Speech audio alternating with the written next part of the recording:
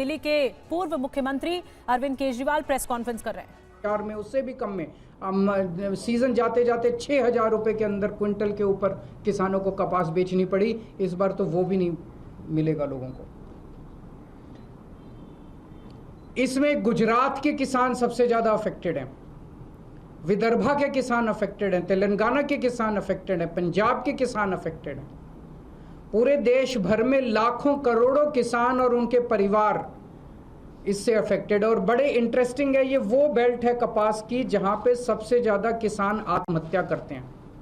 विदर्भ के अंदर सबसे ज्यादा किसान आत्महत्या करते हैं।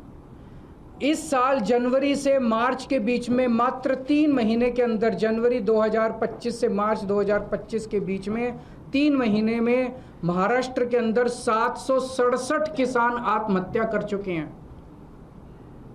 इतने गरीब किसानों की मदद करने की बजाय मोदी जी ने उनकी पीठ में छुरा घोंपा है। हम सब जानते हैं कि अमेरिका ने, ट्रंप ने 50% टैरिफ लगाया है इंडिया के ऊपर।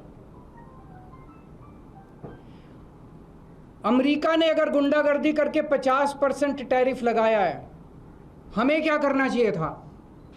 हमें कपास के ऊपर 11% से बढ़ा के 50% टैरिफ कर देना चाहिए था।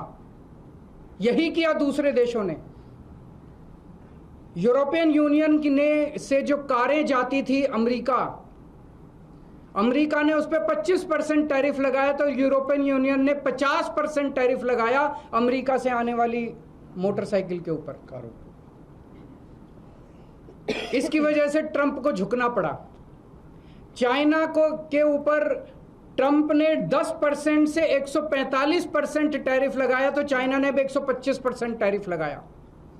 डर के मारे ट्रंप को झुकना पड़ा। कनाडा के ऊपर 35% टैरिफ लगाया, तो कनाडा ने भी 25% टैरिफ लगाया। एज अ रिजल्ट ट्रंप को झुकना पड़ा। Mexico, Colombia, Canada, European Union, China, हर जगह जहां हम देख रहे हैं उनकी सरकारों ने खड़े होकर ट्रंप का जवाब दिया है, डट के जवाब दिया है, बहादुरी से जवाब दिया है। और ट्रंप एक कायर आदमी है, बुज़दिल आदमी है। ट्रंप को, जो देश ट्रंप के खिलाफ खड़ा हुआ उस देश के सामने ट्रंप को झुकना पड़ा। मोदी जी की पता नहीं क्या मजबूरियां हैं कि मोदी जी ट्रंप के सामने भीगी बिल्ली बने हुए हैं, पूरी तरह से झुके हुए हैं। आज हमारा देश दो तरफ से मार खा रहा है। एक तरफ से ट्रंप ने हमारे एक्सपोर्ट्स के ऊपर 50% टैरिफ लगा दिया। एज अ रिजल्ट हमारी जितनी डोमेस्टिक इंडस्ट्री थी वो सारी इंडस्ट्री बंद होने के कगार पे है, क्योंकि उनका सारा एक्सपोर्ट बंद हो गया है। बदले में हमारे मोदी जी ने जो माल अमेरिका से आता था उस पे टैरिफ खत्म कर दिया, तो अमेरिका का सारा माल अब हमारे बाजार में बिकेगा। हमारे किसान और हमारे उद्योगपति और हमारे व्यापारी सब बर्बाद हो जाएंगे। हमें बदले में जितना 50% अगर ट्रंप ने टैरिफ लगाया, हमें बदले में 100% टैरिफ लगा देना चाहिए था। क्या हम कमजोर देश हैं? आज 140 करोड़ लोगों का देश है ये।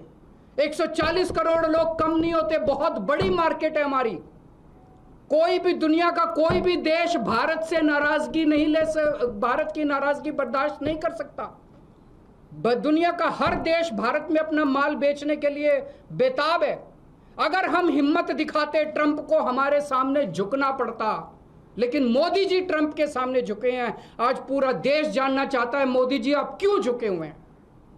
ये ना केवल हमारे रोजगार का मुद्दा है, ये ना केवल हमारे उद्योग का मुद्दा है, ये भारत के सम्मान का मुद्दा है। 140 करोड़ लोग मोदी जी के साथ खड़े हैं। आप हिम्मत दिखाइए, हम आपके साथ खड़े हैं। 140 करोड़ लोग आपके साथ खड़े हैं। क्या कारण है आज मोदी जी के झुकने का? लोग तरह तरह की बातें कर रहे हैं, अफवाहें फैल रही हैं। लोग कह रहे हैं कि अडानी जी का कोई केस चल रहा है वहां पे अमेरिका के अंदर, अडानी जी की गिरफ्तारी होने वाली है। लोग कह रहे हैं कि मोदी जी और अडानी का बहुत अच्छा गहरा रिश्ता, और मोदी जी अडानी को बचाने के लिए पूरे देश को दांव पे लगा रहे हैं।